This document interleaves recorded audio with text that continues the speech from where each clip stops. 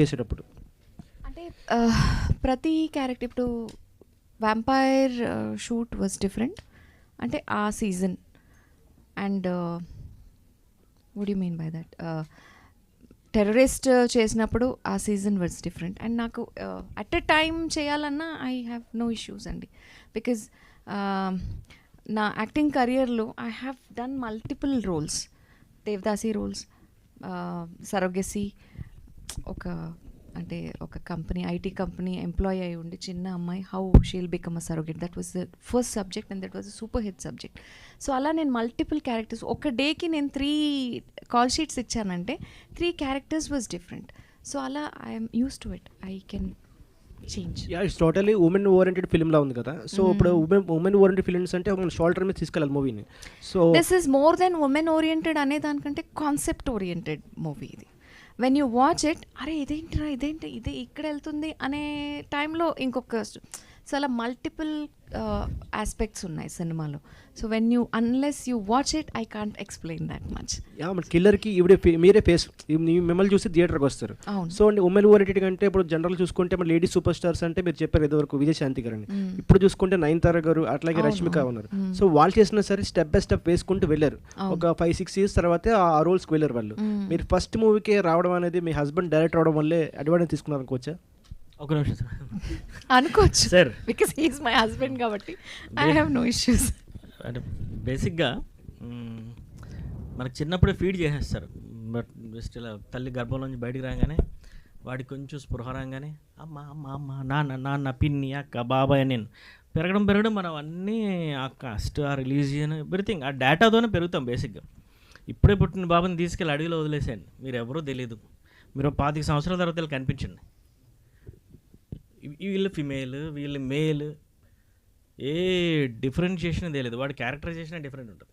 అడవిలో పెరుగుతున్నాడు వాడు, ఒకసారి సిటీలోకి వస్తే వాడికి ఏదో పెద్ద ఇంకేదో గ్రహం మీదకి వచ్చాము, గెలాక్సీకి వచ్చేసాం అనిపిస్తుంది.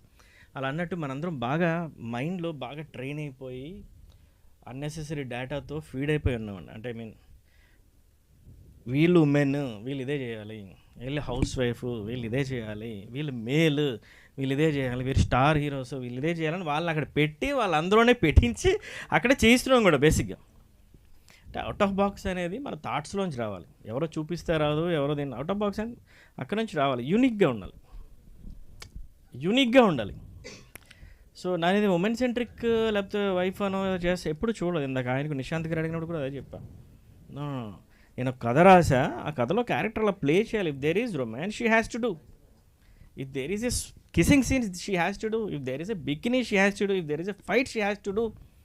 She is the face of the movie, we're all depending on her. She has to take that movie on her shoulders.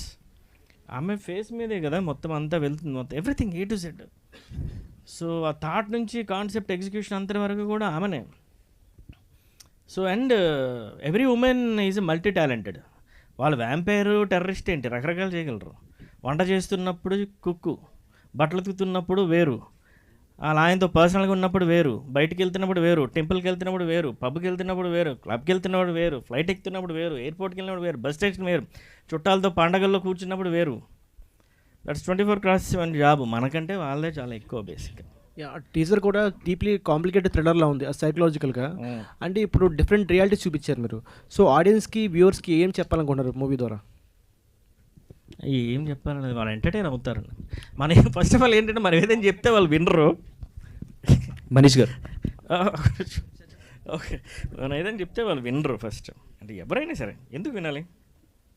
ఇప్పుడు నేను మీ దగ్గరకు వచ్చి ఇలా కాదు కానీ వేరేది ఏదైనా ట్రై చేయండి మీరు, అదేంటంటే అవునా చెప్పే పర్సన్ని బట్టి దాని అర్థం మారిపోద్ది.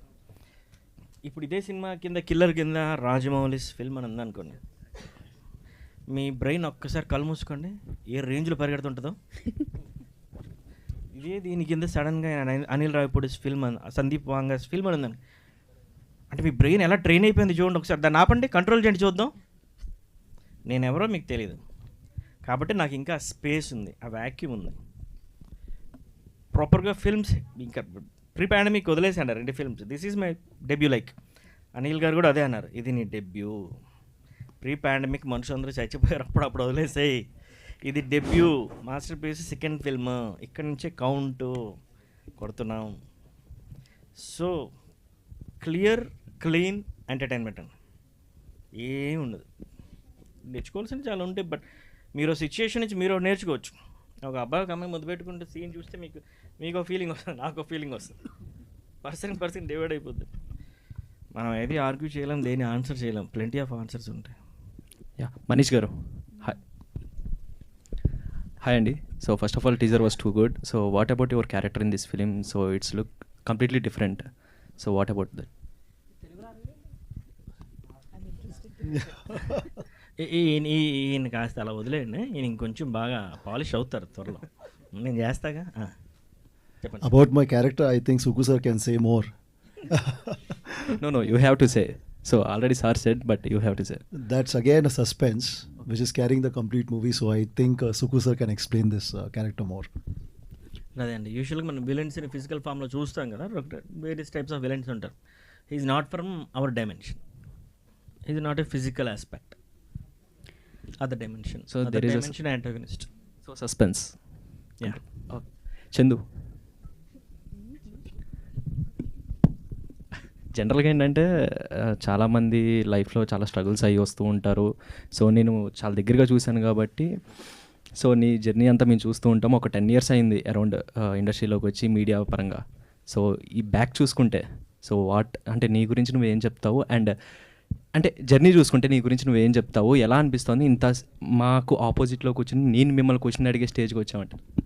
ఇది జస్ట్ కిల్లర్ టీజర్ ఈవెంటే, అదేదో లైఫ్ టైం అచీవ్మెంట్ ఈవెంట్ కదా ఇవన్నీ చెప్పడానికి.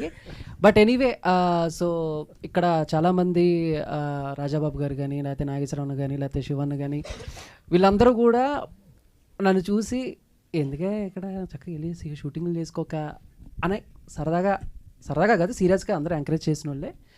సో ఎనీవే, నేను సినిమాలోకి రావటానికి నాకు మీడియా కానీ, లేకపోతే మీడియాలో చేస్తున్న పియర్స్ కానీ, లేకపోతే మీడియా సీనియర్ జర్నలిస్టులు కానీ, అండ్ నాతోటి యాంకర్స్ కానీ, వీళ్ళందరూ కూడా నన్ను ఎప్పటికప్పుడు ఎంకరేజ్ చేస్తూనే ఉన్నారు. మేబీ వాళ్ళకి నేను కొంచెం క్రెడిట్ ఇస్తాను, అంతే. All the best. జ్యోతి గారు స్ట్రైట్. హాయ్, టీజర్ చాలా బాగుంది. చూసిన గ్లిమ్స్ కన్నా టీజర్ ఇంకా 100% చాలా బాగుంది. సో డిఫరెంట్ క్యారెక్టర్స్ చేశారు, చాలా పేర్లు కూడా చెప్పారు. But which one is very close to Jyothi గారు? ఏ క్యారెక్టరేషన్ చేస్తున్నప్పుడు అది ఇంకా రివీల్ నేను ఎక్స్పెక్ట్ చేశాను, బట్ నేను దగ్గర నుంచి షూట్ కూడా చూడడం బట్ జరిగింది కాబట్టి ఎక్కువ ఎంజాయ్ చేసింది రియా యాజ్ యునో రియా క్యారెక్టర్ని చాలా ఎంజాయ్ చేశాను. ఎందుకు ఎంజాయ్ చేశానంటే దాంట్లో మల్టిపుల్, అంటే even though in a short period I had multiple things to play. So fights కానీ, మ్యానిపులేటింగ్ కానీ, చంపడం కానీ. So I did so many things in a short time. So I think I enjoyed that. Okay, Chandu గారు, first of all congratulations అండి. So ఇక్కడ కూర్చొని question అడగడం చాలా ఈజీ, బట్ అటుపక్క కూర్చొని ఆన్సర్స్ చెప్పడం చాలా కష్టం. ఇది చాలా మంది దగ్గర నుంచి వింటున్నాం. బట్ టోటల్గా కిల్లర్ జర్నీ గురించి చూసుకుంటే యాక్షన్ సీక్వెన్సెస్ చేశారు, కొన్ని ఎమోషనల్ సీన్స్ కూడా చేసినట్టున్నారు. సో జర్నీ ఆఫ్ కిల్లర్ 1 wordలో చెప్పండి, 1 lineలో చెప్పండి అంటే ఏం చెప్తారు? కమింగ్ సూన్, త్వరలో రిలీజ్ అవుతుంది. మీ ఎక్స్పీరియన్స్ గురించి అడిగాను. కిల్లర్ కమింగ్ సూన్ అని తెలుసు, మీ ఎక్స్పీరియన్స్ చెప్పండి. ఎక్స్పీరియన్స్ అంటే అది నేను ట్రైలర్కి ఇంకా కొంచెం ఎక్కువ ప్రిపేర్ అయ్యి చెప్తాను. ఇలా అడుగుతుంటే నాకు కొంచెం పేపర్ లీక్ చేయలేదు అంజలి. సో ఎనీవే, జ్యోతి గారు, థ్యాంక్ యూ. జ్యోతి ఇప్పుడు మీ వైపు నేను క్వశ్చన్ అడగడానికి